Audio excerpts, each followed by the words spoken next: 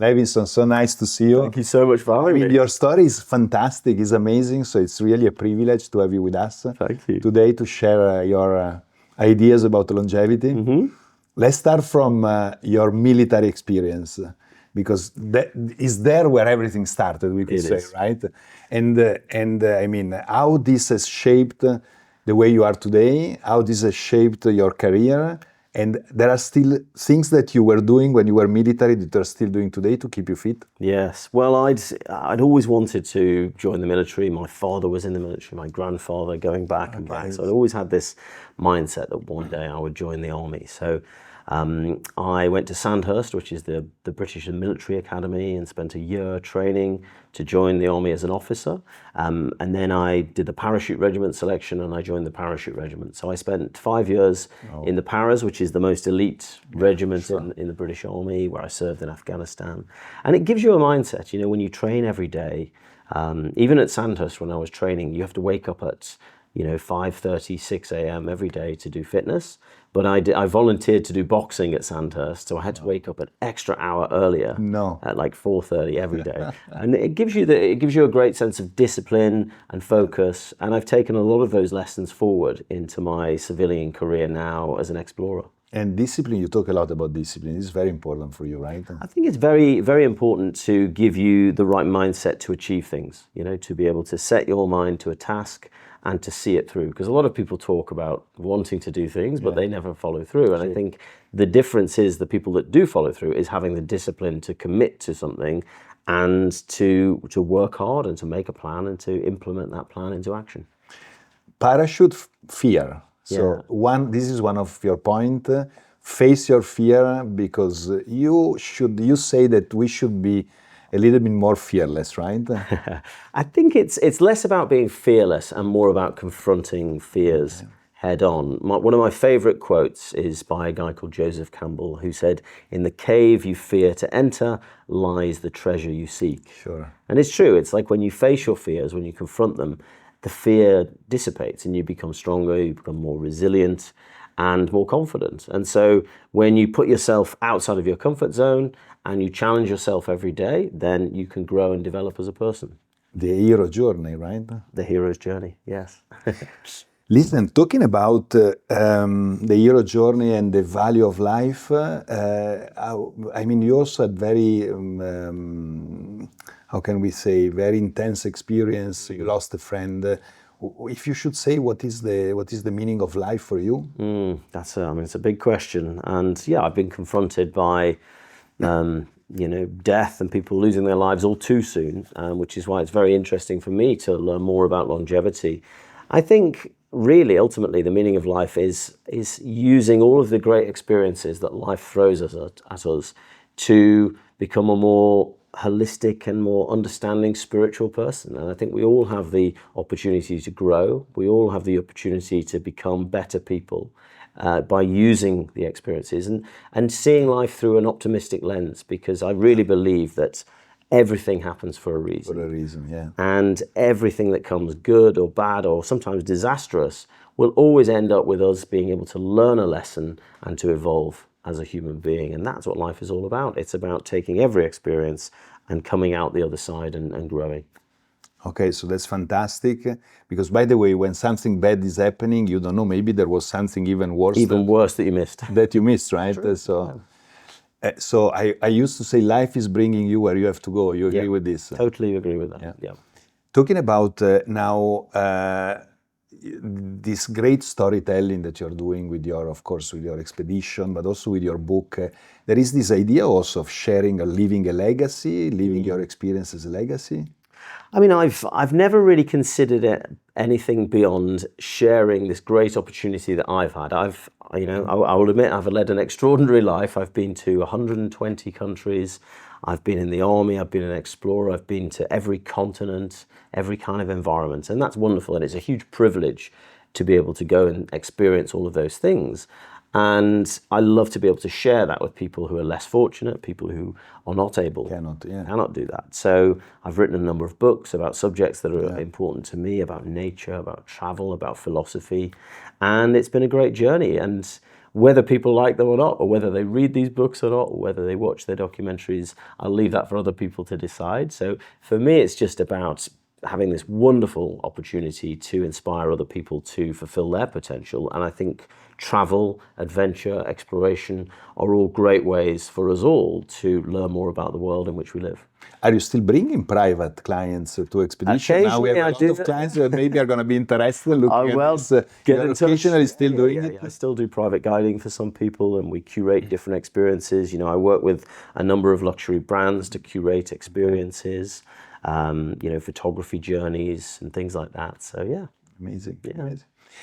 Amazing. In all this culture that you have experienced, there are some tips of longevity that you learn, and there is one point which is important for me. By the way, I forgot to say, there is an interview of you talking about work-life balance, and you said, work, I don't know if I ever work.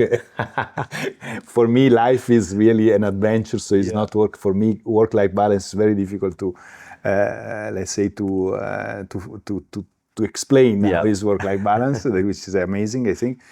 Talking about this culture that you visited, you talk about the importance of simplicity. And we were just sharing before your thought about you don't like an hyper complex life. You value a lot simplicity. Can you tell me something more about this? Sure. I mean, you have this idea of blue zones, around the world, and these places like Costa Rica, and I think Greece is another one. Yeah.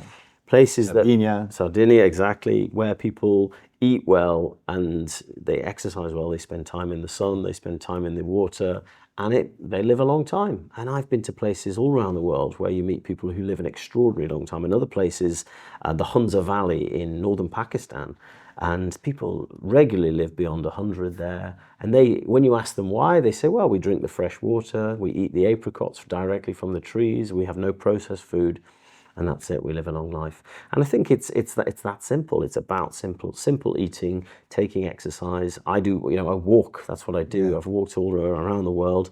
And you say walking is very important, right? Walking is very underrated, I would say. You say people focus on these other different types of activities and so on, but we are as human beings, we evolved to walk long distances. That's what we are designed to do. So we should do that in order to live longer. And I've found that through walking, you use all your major muscle groups, you spend time outside. And I think just spending time outside, out in the forest, and I've just written a book about trees, all because we are creatures, we're all children of the forest. Yeah. And I think being exposed to the same environments that our ancient ancestors have been exposed to is the secret to our longevity, is just by being in the right pheromones of the forest, taking in the energy, the radiance of the natural world, is all really healthy.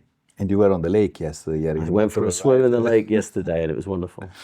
Talking about this culture, you also experience happiness. These people sometimes are happier than in this culture where they have less and more simple things. What do you think? Because you wrote about this, right? Yeah, I've written about this. I mean, it's something that I'm really interested in, what makes people happy. And, I interviewed the Dalai Lama. Yeah. And, some of his teachings are very important. And it's about simple living. Joy really comes from, I think, accepting your situation and enjoying what you have rather than desiring more. Because if you're attached to this idea that you need more, you're never going to be happy. Whereas if you let go of those attachments, and that's central to the Buddhist philosophy, is detachment. Not because you want to be cold and emotionless, but because if you can let go of things more easily, then you find yourself more free. Yeah. And that's the happiness, and that's what real joy comes from, is being able to just be content in any scenario.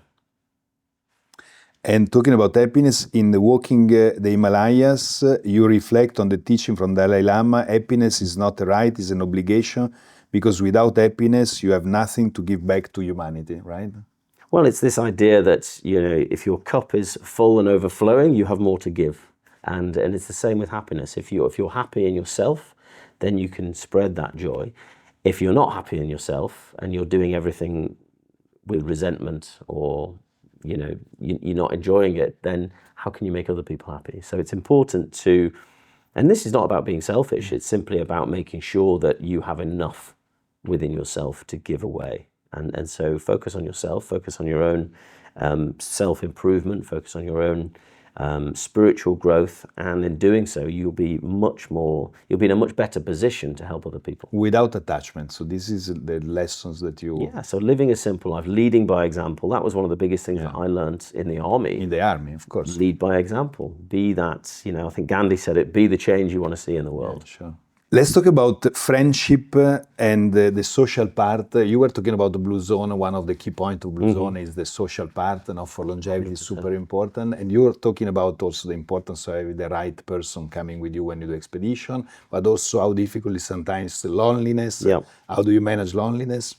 Well, talk about the blue zones. One of the places that I love visiting the most is the Mediterranean, Greece in particular. And what you notice in places like Greece or Turkey or Italy is you always see the old men sitting together on a bench, just talking or not talking in silence. We don't really get that in London or the UK. And it's quite sad because I think having a sense of community or having friends into old age actually gives you that sense of belonging. Which is, and I think that the loneliness... Italian piazza with the bar, right? Totally, and sitting there having your coffee or whatever it is so important. And I think in a lot of places we seem to have lost that. And I think that is a huge part of the mental health crisis that we talk about in the modern world. So having a sense of community, and this is something I've taken with me from the military, is that real sense of camaraderie, trust in your peers, being able to rely on people. And I do that now with my expeditions. I make sure that I always have, good friends who I'm working with, because if you're going to walk with somebody for 6 months, 9 months, you want to make sure you like them and you get along. And the same with my guides. I always make sure that when I choose my guides, it's somebody who's up for an adventure. We share the same values. And most importantly, somebody who's got a sense of humor, because you've got to be able to laugh in these scenarios. And talking about nutrition, you also went through a lot of different situations, and also sometimes you said you went into like detox phase. How do you see nutrition for longevity? Is it important for you? I think it is important, and it's increasingly important as I pass the threshold of getting up over the other side of 40. I mean, most of my career has been really inadvertently probably trying to shorten my life. I've done paragliding, motorbiking, parachuting, falling off cliffs and all the crazy things. And then now I'm kind of paying a little bit of the price from it. I broke my arm, I broke my leg, I broke my knee, I've broken all the bones in my body. And that eventually does catch up with you. So now it's given me this newfound respect for my body and treating it well, and nutrition is a really important part of that. And I've tried lots of different diets and phases where I've been fully vegan, I've been vegetarian, pescatarian, just for meat. And I've kind of now worked out really what works for me. What's working for you? Well, I think it's just balance, it's all about like balance. Mediterranean more. Exactly, yeah. So not too much, try and limit my meat intake. And also just from a sort of a more holistic look at life and the way that we need to be a bit more respectful about the environment and sustainability. I try to incorporate some of those ideas into my diet. I'm not going to go, I try and buy seasonal food, for instance, less meat. And just for me personally, just having less carbs, less bread, which is sometimes hard when you're in certain places in the world. When you're traveling, you can't always follow those strict diets, but as much as you can. Did you try glucose monitoring, by the way? No, not yet. No, I need to do that. Yeah. Talking about all this risk that you took, is it better to live a longer life or is it better to live a fuller life? I think it's better to live a long, full life if you can. If you should choose. I mean, I think when I was younger, I was very much of the opinion that cram as much into life as possible, experience everything. And I still go by that mantra. But at the same time, I think each phase of your life offers different opportunities and different experiences. Nice. And so you can have new experiences well into your older years if you know what you're looking for and how to manage it, And so that's what I've learned, is that they're just different experiences. And being a little bit older and wiser means you can actually... instead of just trying to do everything all at once, you can be a bit more, you can be a bit wiser in your choices. I go back to the fear. What is your psychological strategy to overcome fear? Because you are talking about comfort zone, the importance of getting out of the comfort zone, no? Yeah. And how do you do it? When you see fear and when you see something, what are you saying to yourself? What are you doing? I think you have to remind yourself that fear is something that evolved within us as animals, you know, to warn us of dangers. But sometimes the same neural pathways misfire. The stuff that kept our ancestors alive now misfires to make us scared of things that we shouldn't really be scared of. So I try to remind myself that fear is more of it's not just a warning signal, but it's also an indicator. It's like, it's less of an alarm and more of an opportunity for us to see where we should be focusing our attention. So it can kind of guide us. It's like a compass. It can guide us to new experiences and to the route to more success and more fulfillment. Because I think if we confront our fears and confront them head on, then we can move on to the next challenge. So I see fear really as a guide. Okay, so you are not fighting, but you let fear guiding you. Let it guide you towards uncovering the next level of your life. Yeah. Okay. Super. So let's picture the 75 years old Levison. What he's gonna do? He's still doing adventure. Well, you know, I was in Bali recently and I met this guy who was 73 and he was in incredible shape. Absolutely incredible shape. 73. Physically, 73. He looked like 42. Seriously, this guy was incredible. And he was an entrepreneur, very successful businessman, but also a monk. He spent 7 years of his life as a monk. Oof. And so Amazing. he was giving me some guidance and some of his tips. And he said, you know, you've got to meditate. You've got to make sure you meditate. Be careful of your intake and your portions. Don't overdo it on the you know, how much you're eating.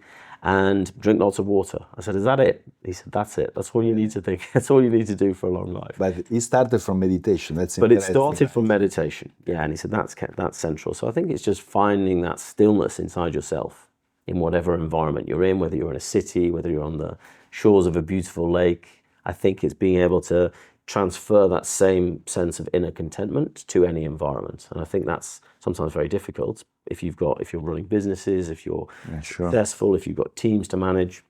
But that really is the skill. And so I think for me, I want to keep traveling. I want to keep exploring the world. I want to keep having new experiences, but being able to transfer whatever lessons that I've learned and make sure that I don't have to keep learning them again.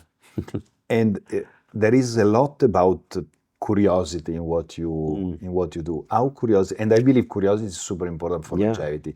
All the old people that I've seen, which are still fit, they have this strong curiosity for life in general.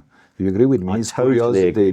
Curiosity is so important because I think that sense of joy and childhood wonder is really like the driving factor, certainly in my life. And I think it can keep you just excited. And if you're excited about life, there's no reason to die.